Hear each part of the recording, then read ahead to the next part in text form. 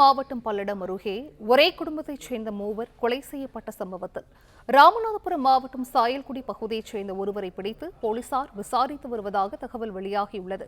கூடுதல் விவரங்களை செய்தி ஆசிரியர் வேல்ராஜ் வழங்க கேட்கலாம். வேல்ராஜ், வணக்கம். இது குறித்தான விவரங்கள்.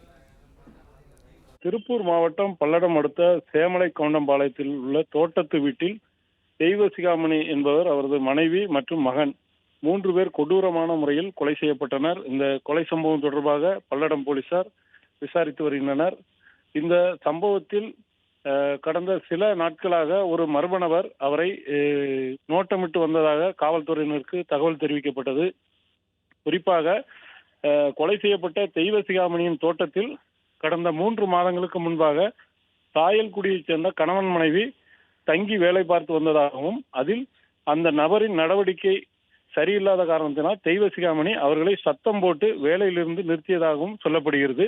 இந்த நிலையில் அந்த நபர் கடந்த 10 நாட்களாக தெய்வசிகாமணியின் தோட்டத்தை நோட்டமிட்டு வந்ததாக அவர் தனது உறவினர்களிடம் தெரிவித்திருக்கிறார். குறிப்பாக ஊருக்குள் இருந்து அவரது தோட்டம் 6 கிலோமீட்டர் தூரத்தில் இருக்கிறது.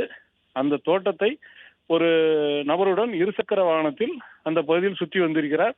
இது அவரது உறவினரிடம் தெரிவித்த நிலையில் இந்த கொலை சம்பவம் தொடர்பாக விசாரிக்கும் தனிப்படை போலீசாரிடம் அவரது உறவினர் இந்த தகவலை தெரிவித்திருக்கிறார். அதன்படி பல்லடம் போலீசார் கொடுத்த தகவலின் அடிப்படையில் சாயல்குடி போலீசார் அந்த சந்தேகத்துக்குரிய நபரை பிடித்து தற்போது காவல் நிலையத்தில் வைத்து விசாரித்து வருவதாக தகவல் தெரிவித்திருக்கின்றனர்.